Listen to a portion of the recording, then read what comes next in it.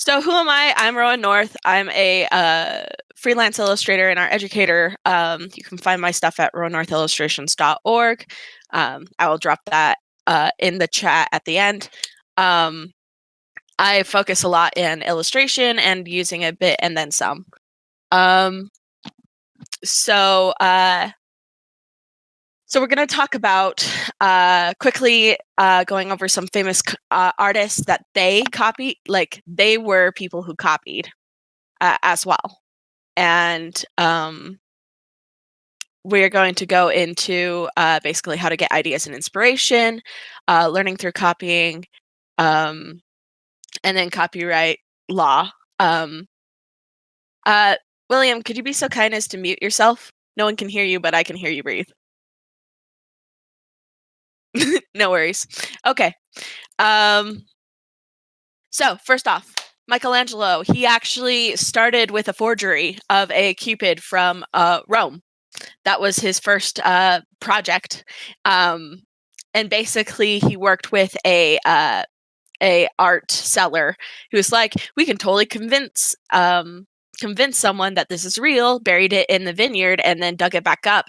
Sold it to a cardinal, and the cardinal's like, "This is amazing!" But of course, they figured it out, and the art dealer got in trouble. But Michelangelo was invited to Rome, and that's where his Van Gogh, his some of his paintings were direct copies of Malay. Was a big Malay fan, so he would literally do studies of Malay's work. You can tell that his style is different, and but at the same time, it's all still his style, but it's still a direct copy. He also stole some of the ideas from ukiyo-e because at the time the ports to Japan had been opened and Japanese things were super popular. So yeah, he would do a series of paintings based on ukiyo-e. Claude Monet and Edouard Manet, they kind of stole from each other and stole from other artists as well, or were inspired rather. So we have Claude Monet, his painting is the one above. Then we have Edouard Manet, and his is below, and it's the same subject matter. They kind of played off of each other. Meanwhile, Edouard Manet copied a few and referenced a few things in his painting, including Judgment of Paris, where he kind of directly copied those poses. He also kind of got the nude lady idea from another painting as well. Pablo Picasso, all of his ideas came from at least when he got into early Cubism and things like that, was taken from African masks.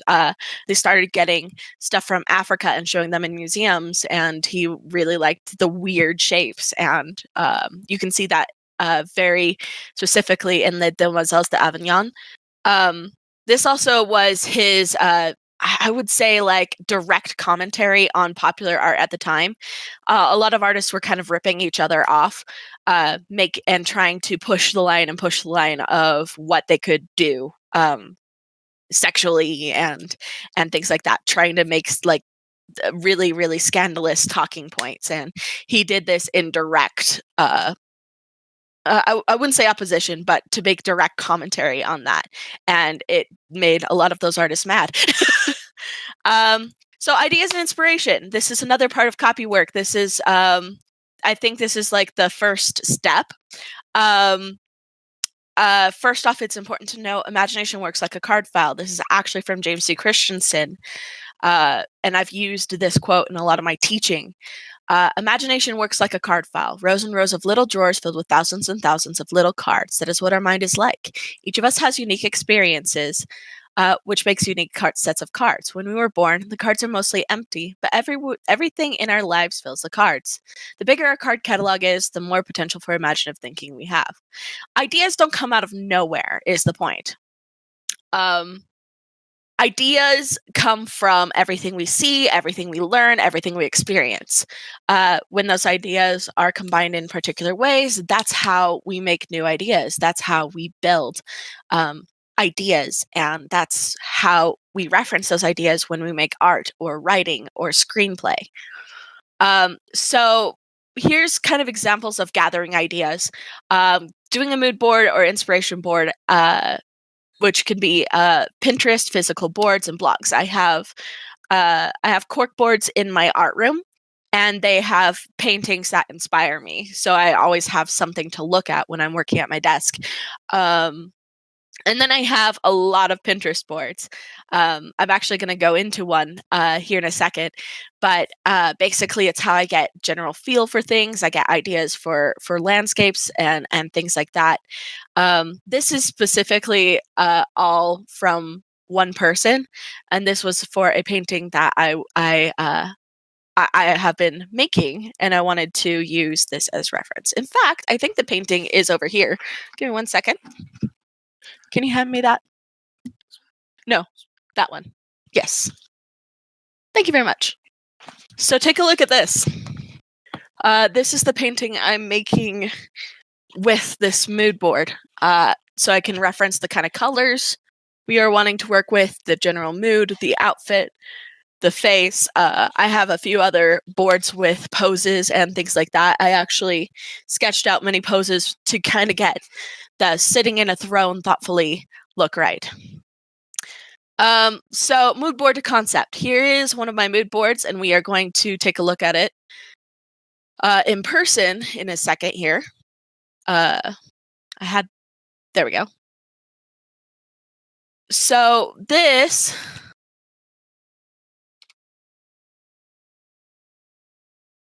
is a secret board, and I use this for general ideas and kind of art styles. Oh, thank you about the painting, by the way. Basically, it's a lot of things to do with wolves. There is color schemes I love. For instance, this kind of vibrant colors and things like that.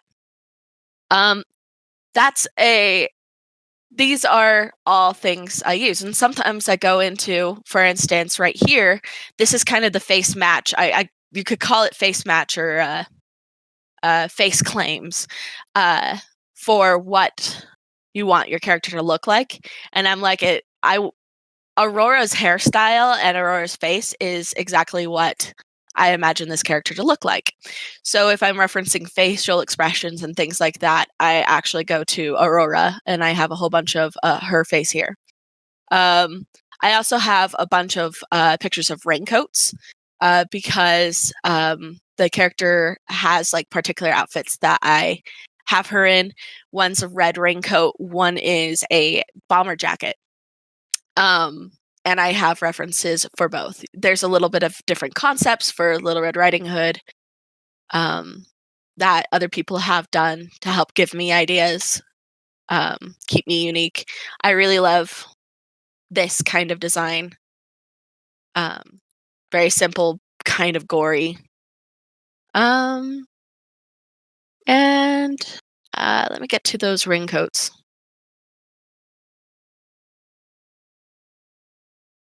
Here we go. So raincoats. We have a whole bunch of different red raincoats. I have, Georgie from It. Just kind of an idea of what a little girl in raincoat, how the folds fit the body. And then different like bomber jacket inspired jackets. Like this one's a little bit more modern looking. However, it's still bomber jacket inspired. And this character does wear like a bomber jacket coat. So going back to this, here's the character. Here's the paintings and drawings I've made based on the research that I did and gathering those ideas. You can see here kind of bomber jacket here. I've also used reference for the Lolita dress that she's wearing here and reference for the wolf.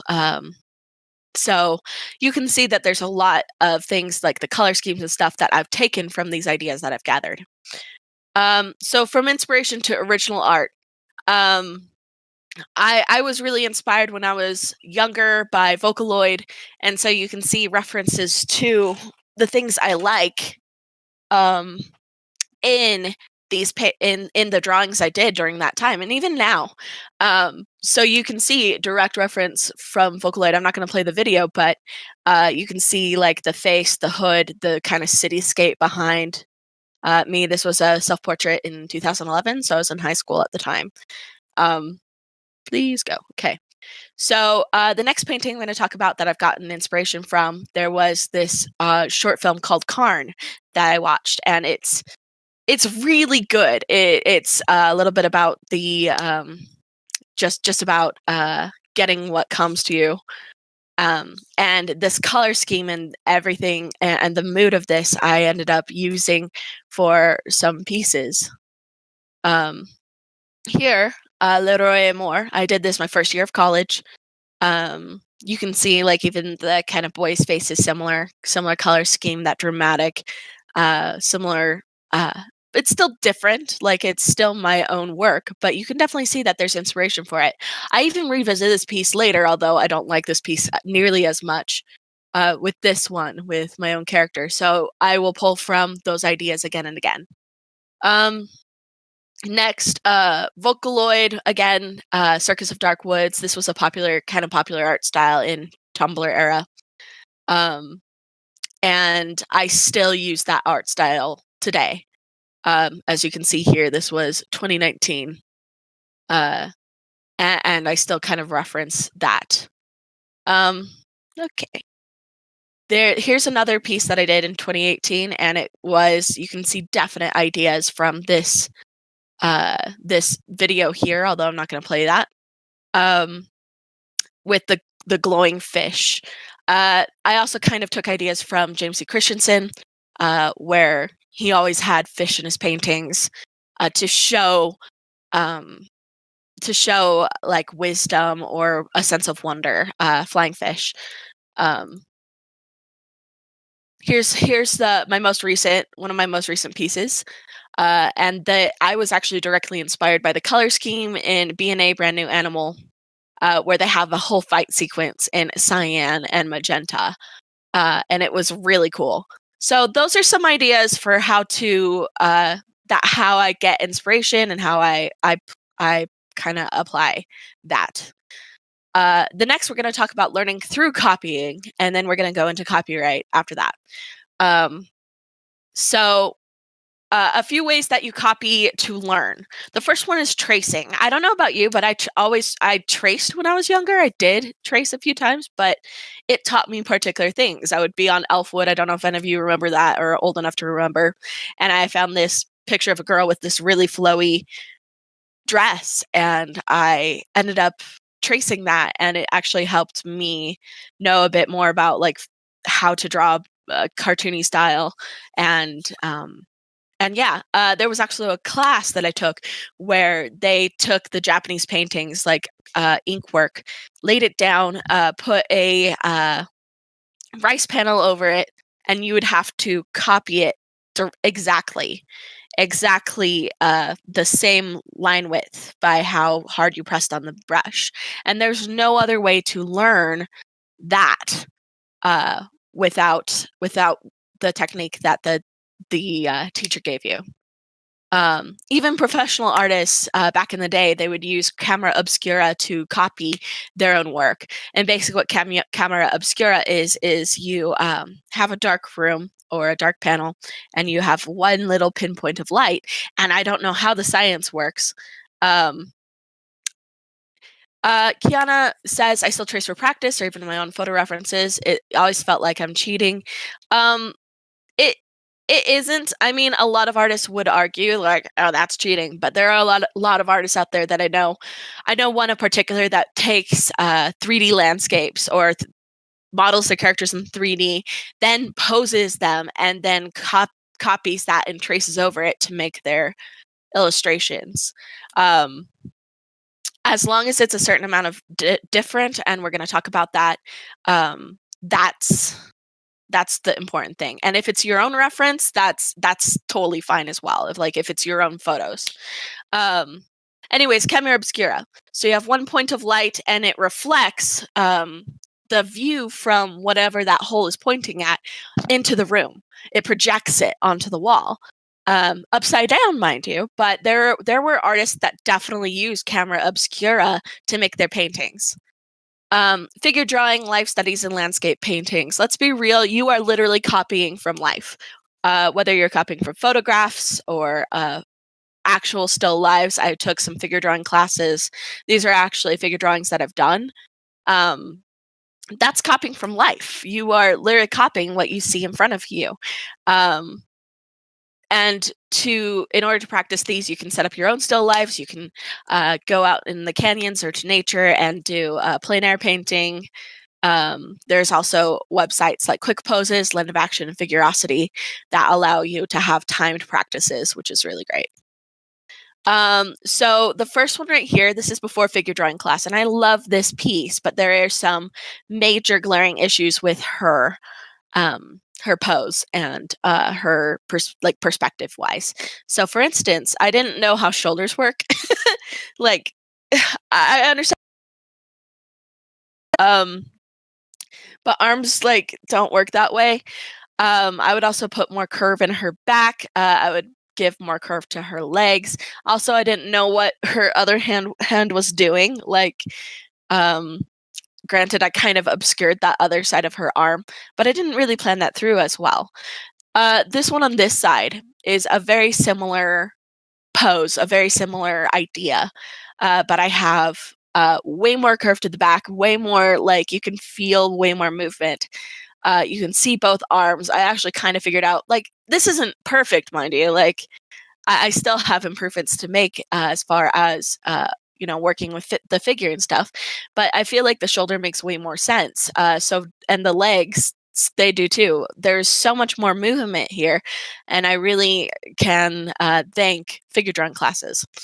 Using references. Here's another thing that is copying. Looking at photographs and using it for reference. Every artist uses reference, even your comic artists. In fact, at Disney, they typically have even like I can remember specifically Snow White. They actually had a model there in the studio, so they would ask to pose in particular ways so they can draw that. So cartoonists use it, anime artists use it. Everyone uses reference. And here's the difference reference can make. This is with just my memory, and I hate it. I hated it when I made it. I mean, you can tell it's a lion, but it's a lion that was in my head. And then this one, I mean, I feel like I erred on the side of like super realism. If I was to revisit this now, I'd probably stylize it a bit more, but it is a wild improvement. And I couldn't have done that without a reference of a lion. So here's some examples of using reference and just improving over time. So these were done 4 years apart. They are the same idea. The first without the reference and second with it. So here we have, granted, I've gotten better altogether. The wolves, like they were from my head, and they are fun, mind you, like the faces and things like that. But I referenced the dress and how her dress looks. I kind of mentioned that earlier. I referenced the candle, kind of the pose. I referenced the wolf, and I practiced a lot of wolves to get their face just right.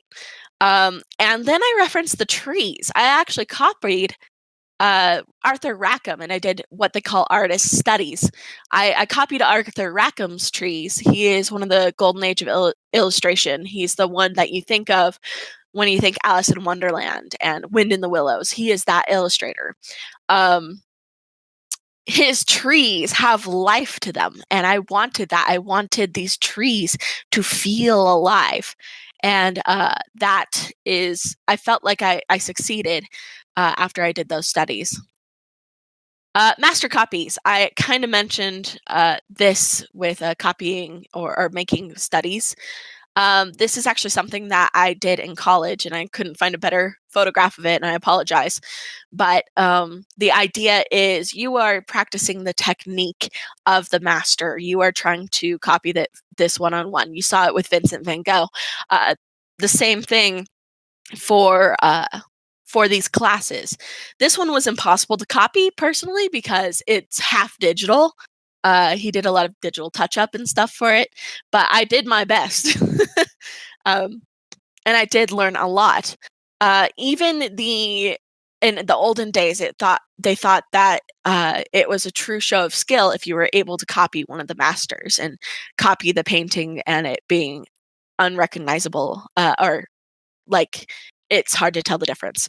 That's why Michelangelo was celebrated and invited to Rome after he copied that Cupid. Art studies. So here's some direct copies of other artists' work to try to get that face that I wanted.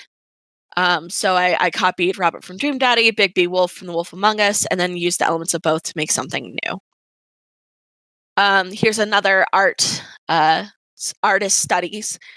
This artist is Koyomori, and I've really liked the simplicity and beauty of her work and just how expressive and how like wiggly her poses are and things like that. So I'm sorry for the poor quality of this scan, but I copied the eyes, the face, and then I started to kind of apply it. You can see that the legs here are a direct copy of these legs. So here is my art pre-Koyomori, so before I discovered this artist and tried to replicate it a little. Then I started emulating Koyomori's style directly, as you can see here. And then this is my art post-Koyomori. So you can definitely see the influence of these of this artist in what I do now. So next we're going to go through copyright law, which people were asking about. So the first thing is derivative work. And derivative has a weird connotation. Derivative being kind of thought that you're directly copying more. However, the direct copyright words for it is it's when an original work has been modified, creating a new artwork. And a minimal amount of creative effort must be applied to original work in order to consider it derivative. Otherwise, it's just a copy. Only copyright holders and those with permission granted to them by the copyright holder have permission to create derivative work based on the original. Most fan-related works are considered derivative and therefore illegal to sell. This is important stuff for like those who want to do fan art and sell fan art. So with derivative, there's a few things I think about. Licensing out. Say that there's a few books that do this where they license out the idea and the copyright and other authors write for them. And then I think about there's a kind of art that we'll get into later that literally if you hold the copyright to an image, you can modify it how you want. And that those are often used for advertisements and things like that. Next is parodies, and this is a kind of derivative work that focuses on humor. It's in good nature and isn't made to slander the thing it is referencing. It also can be considered transformative work and is typically sellable. So parodies, where you see, I saw one time there was a Dungeons and Dragons manual, like one of those adventure manuals that was based upon the Mushroom Kingdom from Mario. And granted, they changed names and things like that, but it was all in like good humor and things like that. Like you could definitely tell where it was from, like what they were referring to. But it was something, but they took it and kind of made it their own thing enough that you could still play it for D&D and they could sell the manual. Another thing is I do streaming. I do GM sometimes, and so for one shot, I did kind of a Disney ripoff, and that was these characters going through Disney World, where they had to fight Bolt Disney and Mick Tricky, and one of the characters that were helping them go through Disney World was Deathpool, who was tried to be locked in the vault of Disney and couldn't be contained. He was too adult for them. That was that whole thing, and that is all parody. Transformative or adaptive work is work that has been changed and represented in a new way. Adds value to the original and provides new insights and information that was not included with the original work. A lot of fan artists argue that their work is transformative in particular ways. Some of the things that you can think about for transformative work is things like book reviews are transformative, especially if you are quoting um, something from a book in your book review, which is necessary. You are still transforming it. You are taking in a new light. You're reviewing the book. That's not something the author is doing, and that's a really good version of what a transformative work is. So fair use. There's kind of 4 factors to keep in mind when you are doing with fair use. And those are like the rules of thumb. Like, here's the thing, guys, is that copyright law is so messy. It's such a mess. And there's so much gray area, and it's just like, it's really hard to figure out until you make a mistake, to be honest. But here's some rules of thumb to help. So fair use for fan art, purpose and characters of the use, including whether such use is of commercial nature or is for nonprofit educational purposes. The nature of the copyrighted work. So what is the thing that you're referencing? Is it, what, yeah, what is it, a pop art type thing? Is it pop culture? The amount of substantiality of the portion used in relation to the copyrighted work as a whole, and the effect upon the potential market for or the value of the copyrighted work. Basically, that's a whole bunch of things that say, like, how are you using this work? Is it, is it affecting the market? Is it, will it take away business from the copyright holder? Or are you building upon it? So when they talk fair use, usually they're referring to education and journalism and research, things that are more of educative nature. There is still a gray area for when it comes to like fan art and copying work. Most fan art is referred to, it's kind of in between legal and illegal, although most often I know that Disney will sell big fan art producers, or tell them to, or give them a cease and desist, because it's their idea that they're kind of taking from.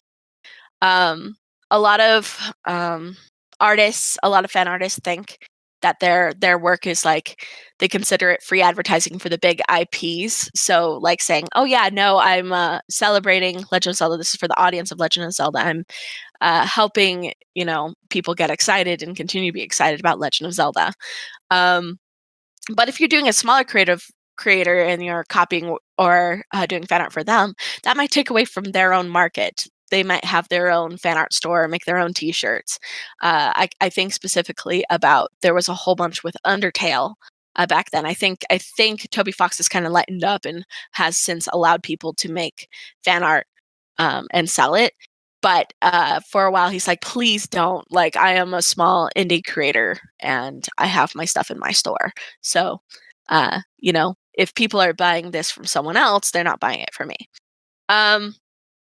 Usually it is too much work for big IPs to fight, so they don't, because it's not taking away from their own market. Even some IPs will lean into it and say, "Yeah, go for it. Like, hey, it's cool." But sometimes they will be anal about it and send cease and desist letters. Like I mentioned, Disney, Anne Rice was a big one. She would send cease and desist letters to all the people who would write fan fiction. She was kind of crazy that way. But that's kind of, those are just some things to keep in mind. Like, who are you hurting? Who are you helping by doing fan art and things like that? You could also collaborate, or here's some other things for fan art and things like that. if you're not selling it, there's no hurting it. It's not hurting anything at all. In fact, it's celebrating these creators and stuff. And so typically fan art is just for the community and things like that. You're not selling prints of it. I know I've done fan art from time to time, and typically it helps bring exposure and helps you enjoy this community. Yeah, Anne Rice was the worst. You can trade your fan art pieces with other artists. I actually have a piece of fan art that I traded with one of my favorite artists, and that's how I got it. Is basically I traded a piece with her, but that doesn't count as selling. And for me, if I do a fan art, I will sell the original. Like if I did a painting, but I will not make prints of it. It's just like here's this thing that I did. Here, let's sell it. Get if you like it, you like it. But I'm not trying to like really mass market it. Art theft, plagiarism, proper credit, and this goes into I think G Screen's question. Whoops. Basically, this is about what you can expect level of difference. So you can see just how similar these two are. Like even down to plants and mountains. If you referenced this pose and then used it for something else, that's something that's new. That's that becomes a new image. However, they have traced it directly, and that is not okay because you're taking away from the original artist's work. Similar, this one is way too similar, even if they added a lot to the background here, as opposed to this one, which they didn't add to the background at all, except maybe a sun. It's still the same pose completely. It's still the same body. Even the color of the skin is very similar, which is very frustrating. So yeah, if you're using it for reference and you are using it and you're not tracing another person's work, unless you are keeping it to yourself for practice, like don't sell your traced work. The rule of thumb, I keep on hearing different things, but for me, it has to be at least 70% different. And what does that even mean? Honestly, that's up to for you to decide. You know, the idea is you are taking bits and pieces from many places and putting it together in a new way. It's really up to you. Just try to do your best. So one that is a bit more like I wouldn't say copied, but this one's a little bit more like on the nose of original to transformed work. Thank you. This is the original photo, and this artist, which is Raven, who's one of the panelists here, in fact, is the special guest, one of the special guests. This is the original photo. She has the copyright. She has the license to it through Envato Elements. This is like any stock image, and she transformed it through adding many filters, color correcting, and she made something new. And this is perfectly legal because she holds the license. Other examples of things that are legal, you have this is considered a sellable piece because it's transformative enough in nature. I mean, you can tell what the characters are, but they are extremely different. This is a whole brand new light for these characters. This actually is wood printed by the artist, which is super cool. Directly referencing the ukiyo-e style. It's no paste and it's not a kind of copy paste. Yeah, Raven is actually a really wonderful artist. You can actually see her stuff in the art show, as well as that Little Red Riding Hood piece is in the virtual art show. So in conclusion, all ideas come from somewhere. You are not going to ever have an 100% original idea. And I used to be disappointed by this all the time, where I made up a joke when I was younger. I was like, guess what? Like, what's a duck's favorite snack? Cheese and quackers. Guess what? It was on a Laffy Taffy wrapper. And I was so upset when I read on a Laffy Taffy wrapper because I felt so smart. But no, the idea had to come from somewhere, and maybe I'd read that joke from somewhere or heard it somewhere, um, or something similar.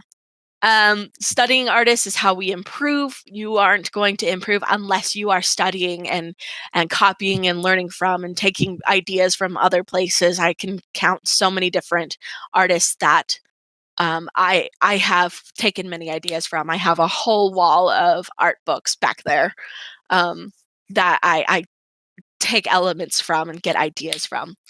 Um, Learning from others and real life is how we find style improve. Even the greatest artists studied and stole from other artists. Try to avoid fan art and make sure your work is different enough from your reference material. I did get a question that I'll quickly answer. Is any suggestions for beginner classes? I honestly would say that the best thing you can do is try to take a figure drawing class or practice from still lifes. Um, Figure drawing is like the number one thing I could suggest for a beginner artist. I've even when I was younger, I was stubborn, and it was like, "Hey, I don't want to do real life stuff. That's not what I do." Um, but that's even figure drawing, cartoonists, anime artists, all of them studied from figure drawing in real life. So as a beginner, I'd say that's where you start. Uh, and from there, you can study other styles and practice from other artists.